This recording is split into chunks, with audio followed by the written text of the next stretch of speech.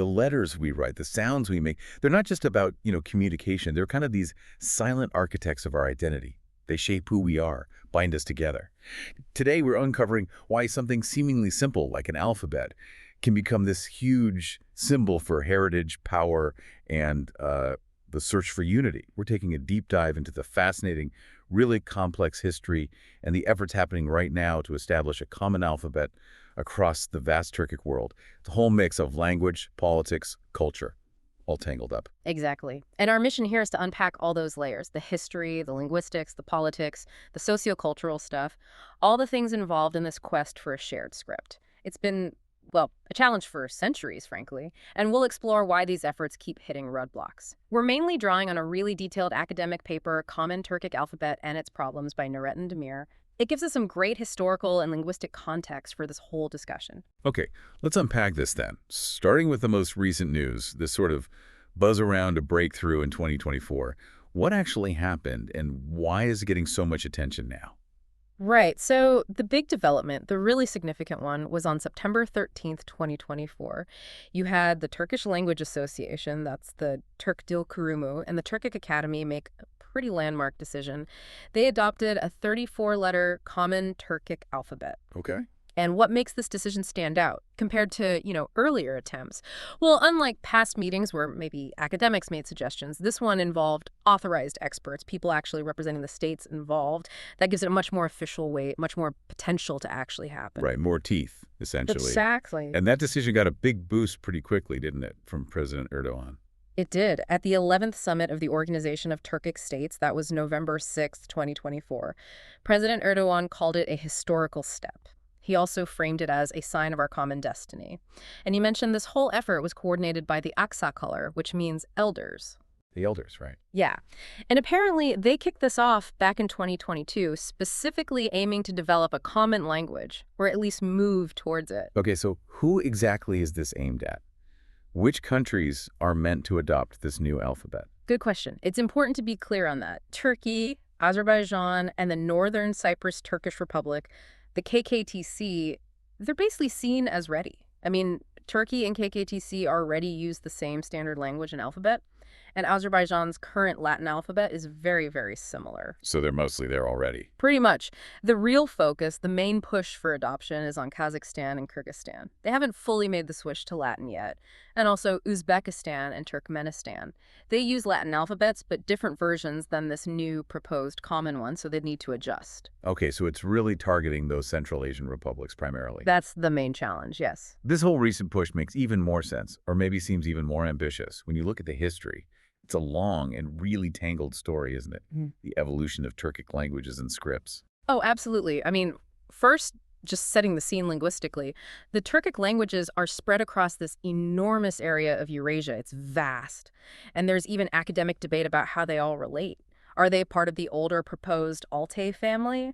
Or this more recent idea, the Trans-Eurasian family? That debate itself kind of shows how much they've diverged over time, right? Exactly. It hints at the deep historical splits, which makes unifying them with one script today, well, pretty challenging.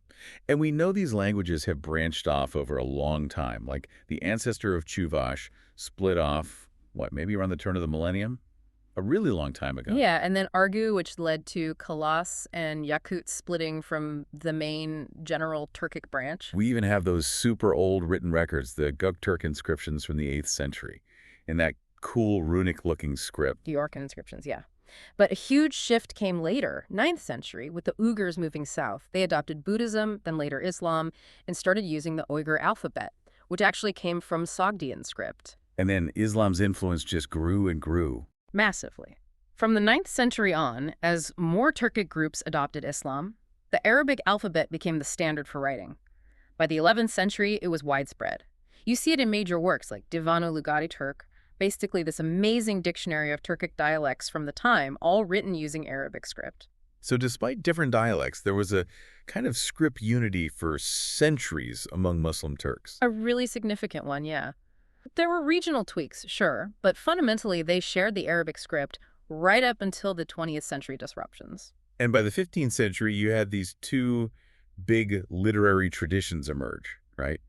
Ottoman Turkish in the West, Chagatai in the east. Exactly. And they both used that Arabic script, and both were heavily influenced by Arabic and Persian vocab, grammar, literary styles, the works. They even influenced each other, didn't they, despite the distance? Yeah, there was definite interaction. Shows a level of connection. But not everyone used Arabic script. No, that's a key point.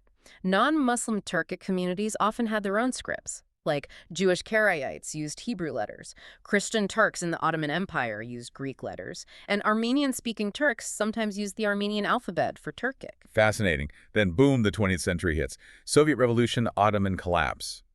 Everything changes. Everything. That's when you see new literary languages really crystallize.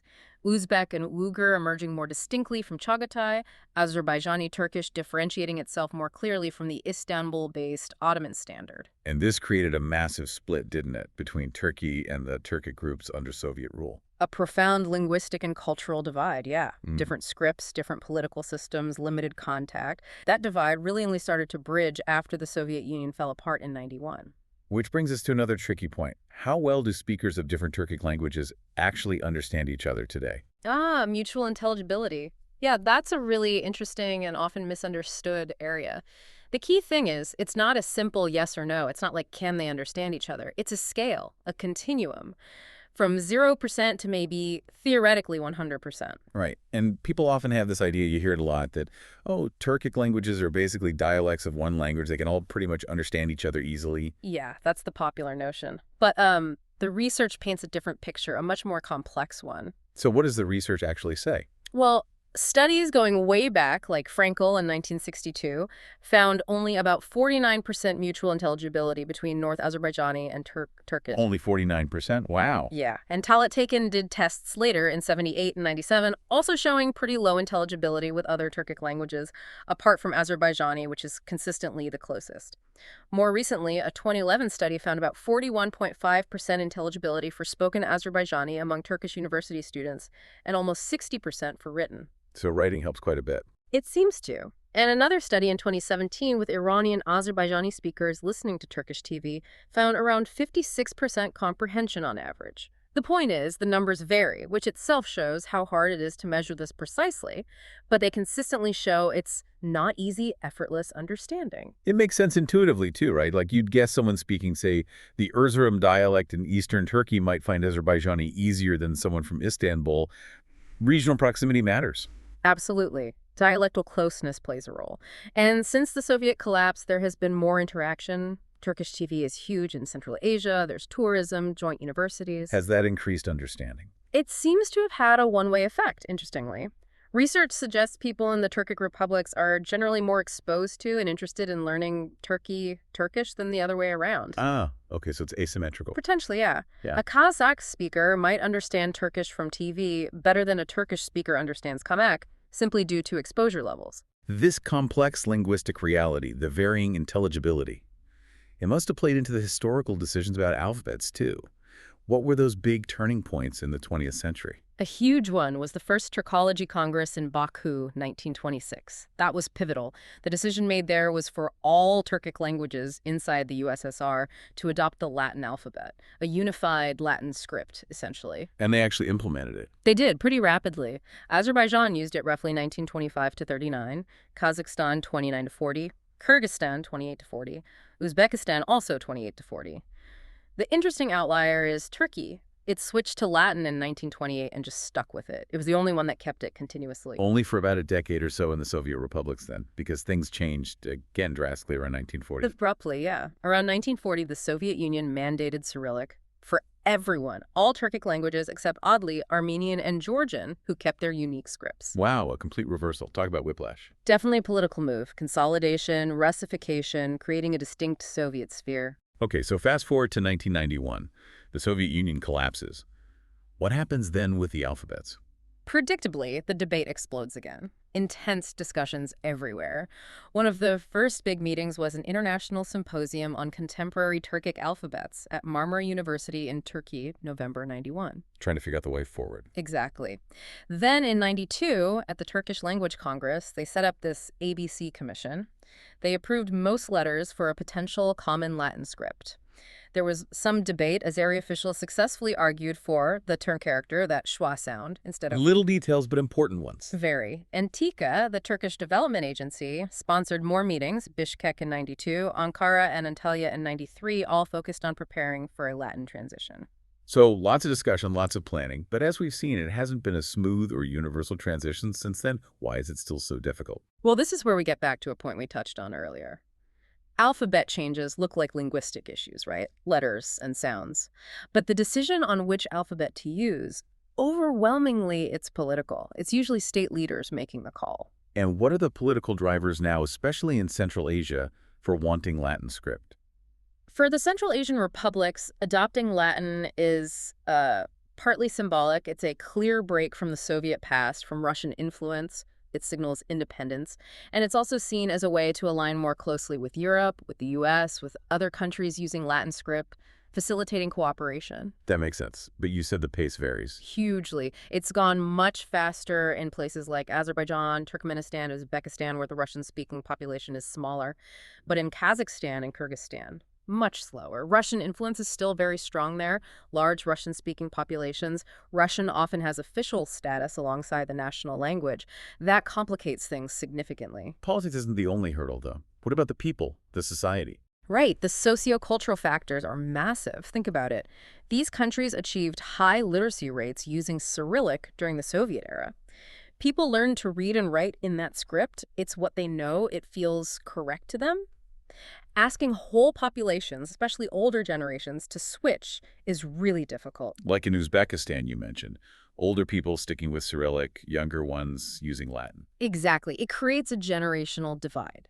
And it shows you can't just issue a decree. You have to actually convince people, convince decision makers, that the change is necessary and beneficial. That's a huge task.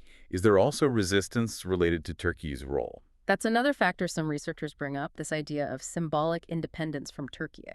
Scholars like Shaheen argue that when these republics moved away from Cyrillic, they wanted to escape Russian dominance, sure, but they might have also deliberately chosen slightly different Latin alphabets to avoid looking like they were just copying Turkey. Kind of asserting their own distinct national identity, even within the Turkic family. Precisely. And Kara links Uzbekistan's specific alphabet choice partly to past political coolness with Turkey, a way to create a bit of distance. Wow, so many layers. And then there's the practical side. The money? Oh, the economic obstacles are enormous. Switching alphabets means reprinting everything. Textbooks, government forms, street signs, libraries full of books. It's a colossal expense. For republics still finding their economic footing after independence, that's a major, major burden. Yeah, I can imagine. And tied to that, there's the cultural heritage argument. People worry, understandably, about losing easy access to everything written in the current script, especially since, as we said, literacy was widespread. There's a vast body of literature, history, personal documents in Cyrillic. The idea of that becoming less accessible is a real concern for some. Are there purely linguistic objections too? Like, does the proposed alphabet actually fit the languages? Sometimes, yes. In Kazakhstan, for instance, some linguists argue that the proposed Latin alphabet doesn't perfectly represent all the specific sounds, the phones of Kazakh, or that it violates the linguistic ideal of one letter equals one sound. So you have technical linguistic arguments mixing with the political and cultural ones. It's complex. So reflecting on all this, we've journeyed through centuries of Turkic languages changing, scripts shifting from ancient runes to Arabic to Latin to Cyrillic, and now this pushback towards a common Latin script. It's quite a ride. It really is. And what this whole deep dive shows, I think, is that this quest for a common alphabet isn't simple. It's this constant, delicate balancing act, trying to foster a sense of unity, of shared heritage, while also respecting and preserving distinct national identities that have emerged. And as we've seen, it runs into these major hurdles, deep-seated historical factors, complex political realities, sociocultural resistance, and just plain practical economic challenges. Which really makes you wonder, given all these deep complexities, the politics, the culture, the costs, are there maybe other ways, deeper forms of connection beyond just sharing an alphabet, that could genuinely foster that sense of unity across the diverse Turkic world? What else could bridge those gaps? So what does this all mean for you, listening in, curious about language and how the world connects?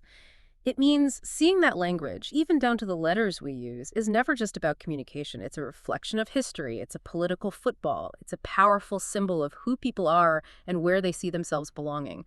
This whole effort towards a common Turkic alphabet with all its challenges really highlights that. It shows how even simple symbols carry centuries of meaning, reflecting both shared roots and the very modern, very complicated dance of nations finding their way.